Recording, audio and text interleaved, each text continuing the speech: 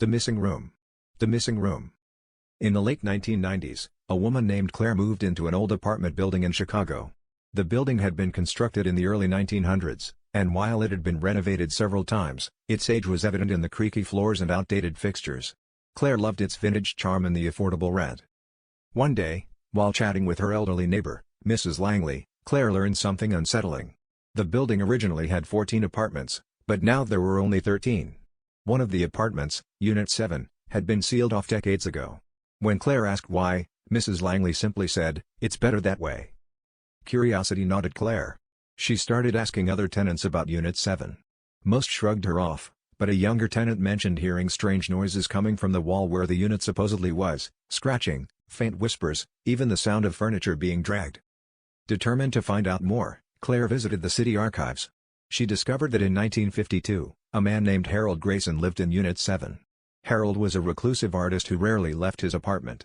One night, his neighbors reported hearing him scream, followed by a loud crash. When the police arrived, they found the apartment completely empty, no furniture, no art supplies, and no Harold. The windows were locked from the inside, and there was no sign of forced entry. Harold was never seen again. Claire became obsessed. She started investigating the wall where Unit 7 should have been.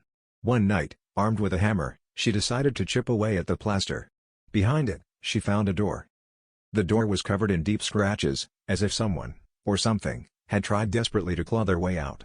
Despite every instinct telling her not to, Claire opened it. Inside was a small, dark room with walls covered in strange, childlike drawings. Stick figures with distorted faces surrounded a central figure, a tall, shadowy shape with unnaturally long arms.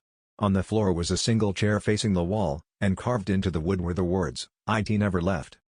As Claire stepped inside, she heard the door slam shut behind her. The light from her flashlight flickered and died, plunging her into darkness. Her neighbors found her the next morning, curled up outside her apartment, muttering incoherently. She refused to speak about what happened, but she moved out the following day.